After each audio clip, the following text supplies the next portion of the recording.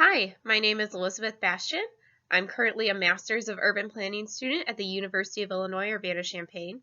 And today I'm going to talk about some of the work I did last year in the K-West ward of Mumbai using Twitter and open source software to study the movement of people across time and space.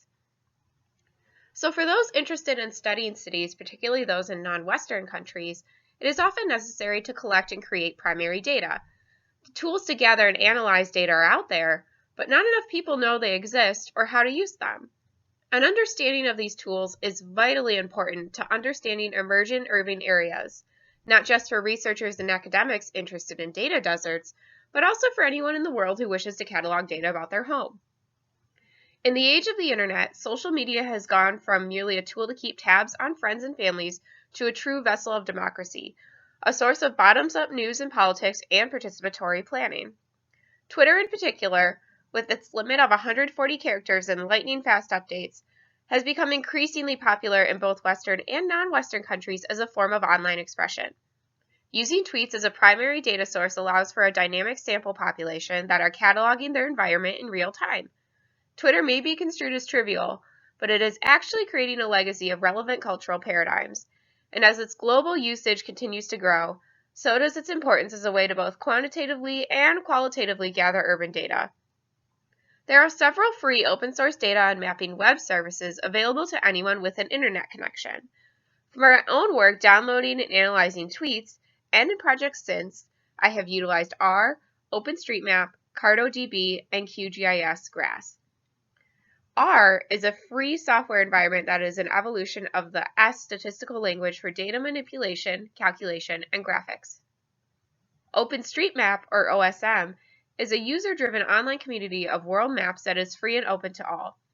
For users who would like others to contribute to their work and prefer a wiki-style platform over Google, OSM is an excellent option.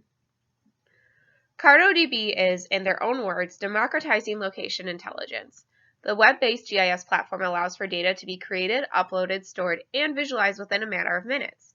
Users can edit maps within the Geospatial API, or can program and code their own apps and visualizations. QGIS is a leading free and open-source GIS software that can process vector, raster, and spreadsheet data in an easy-to-use interface. The Geographic Resources Analysis Support System, or GRASS, is another free open-source GIS that is more suitable for handling advanced raster files. In terms of working with open-source data, there are 4 main steps: gather, process, analyze, and visualize and share. Gathering data refers to establishing your source, such as Twitter, and the methodology for obtaining the data. This can be as simple as making a spreadsheet in Microsoft Excel or an open source equivalent, or it could involve using an API and writing a script in R to automatically search and download the data you want, as I did. Processing should really be broken down into 2 separate but equally important components: data processing and data management. Data processing refers to the steps taken to take data from a raw format to a clean, finalized format that can be analyzed and visualized. Data management refers to the organization of the data, including the creation and management of databases, spreadsheets, maps, etc. Processing and analyzing are related and can overlap with each other. However, processing focuses more on specific steps while analysis looks at the big picture. Analysis answers the research question while processing moves towards those answers. Visualization is about the creation of a final product that is readable and understandable to people of all different backgrounds. The images may not be final, in a sense that the data will continue to be gathered and evolve, but it should still be easy to interpret. Though the visualization options in R are viable and functional, open access in WebGIS can be better for making exciting, shareable visuals. For those less familiar with programming, GIS and online resources may be a more efficient method.